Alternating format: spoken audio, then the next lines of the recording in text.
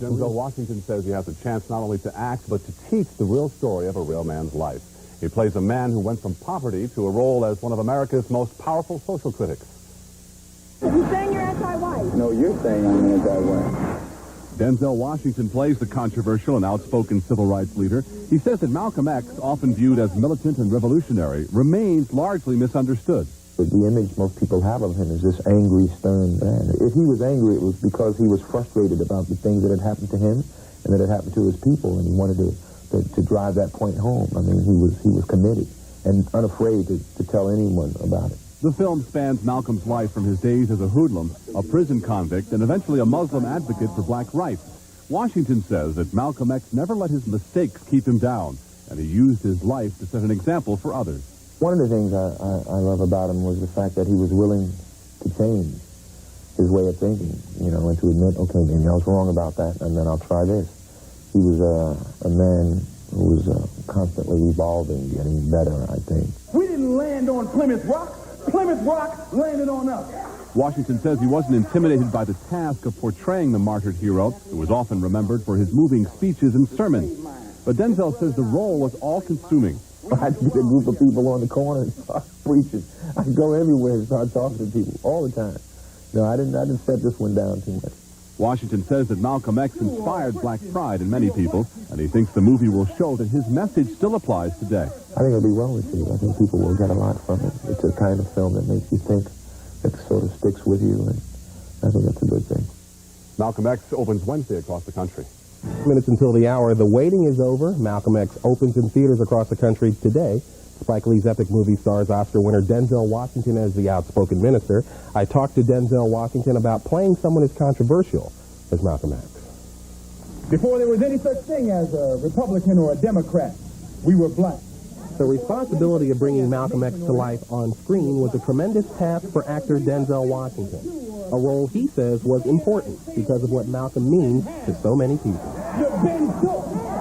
I think it's a role that I have been preparing for my whole career, pretty much.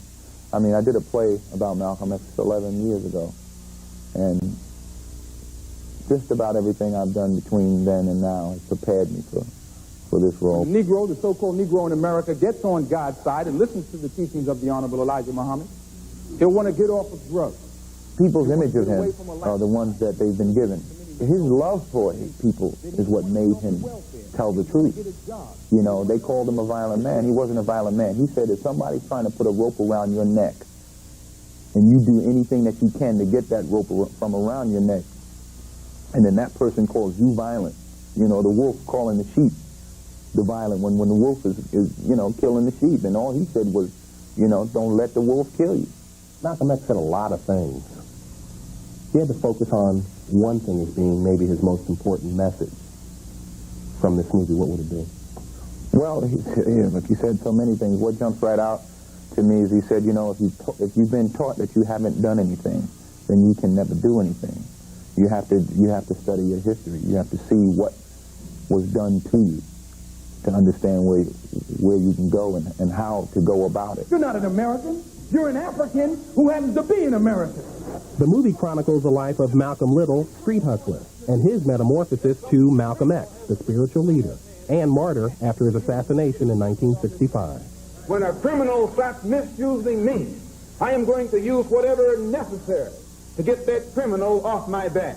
Did you discover any parallels in his writings and his speeches to life as a black man in 1992? You look at the way the film opens, you know, here we have this footage of Rodney King being beaten and the words of Malcolm X from 30 years ago, and, you know, nothing's changed. You know, absolutely nothing's changed, you know. Denzel Washington is among a handful of artists who are redefining the way African Americans are portrayed on film. He says movies like Malcolm X and... It's not the only reason I do movies, but I'm finding it increasingly difficult to just do any kind of movie. You know, I think there's just too much work to be done. You know, and I like to maybe do mindless romps or whatever. You know, and you need that too. People go to the movies to enjoy themselves, but these are the kinds of films that excite me, like Glory or like Malcolm X. Washington won an Oscar for his role in Glory. The Oscar may have made him well known, but it hasn't opened every door. Oh, thank God I get to use it. Still couldn't get a cab in New York. Still can't. Maybe I should carry the Oscar around. Hey, whoa! Hey, it's me. Still can't get a cab in New York. I sat out there last week, and I just wanted to see. It took 28 minutes, 13 cabs passing by. So, no, to answer your question, it hasn't opened up the world. Denzel Washington told me he hopes the movie will serve as a source of healing for everybody. And tomorrow, the man who made Malcolm X, Spike Lee, and be in our next hour when Gene Siskel gives you his review of Malcolm X. 5 before the hour. We'll be back. Malcolm X has been 2 years in the making and has gone millions of dollars over budget. Now the pressure's on for the film to make a profit. But by the way critics are talking about the performance of Denzel Washington, the pressure may be off in an Oscar nomination. Mark Shear reports. When the Negro, the so-called Negro in America, gets on God's side and listens to the teachings of the Honorable Elijah Muhammad, he'll want to get off of drugs.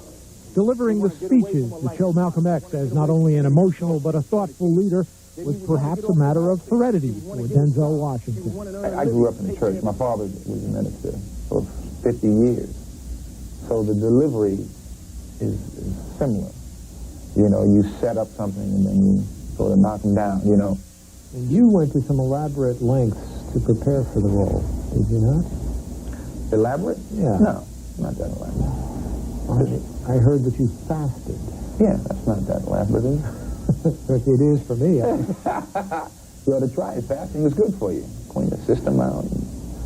Yeah, I had done that many times before I did the film, but it helped. Washington had starred in director Spike Lee's earlier film, Mo Better Blues, and he had played Malcolm X before in the 1981 off-Broadway play called When the Chickens Come Home to Roost. What did you bring from that experience to this film? Hopefully 11 years of experience of living life, of being a parent, of being a husband, of being humbled, of understanding what, to a small degree, what pressure is all about, you know, being in this industry. He will be in the public eye. Beware of them chemicals. Malcolm's conversion to the teachings of the controversial Elijah Muhammad is just one of the sensitive areas of the story that Spike Lee brought to the screen, worrying all the time that he and Washington would go down in history as the guys who screwed up the Malcolm X film. We joked about moving to Istanbul somewhere, selling fruit in a little stand in Istanbul someplace. But I think he was probably under more pressure than I, because he's the filmmaker and the one who's going to sort of shape the thing. And I'm just a lowly actor. And how do you assess the job that Spike has done? I think he did a good job. I think he did a good job. I think it's a difficult job. You know, we all had a difficult job. But I think we did okay. The early word has it that Denzel Washington's performance will earn him a nomination for his second Academy Award. Mark Shearer, CNN Entertainment News, New York.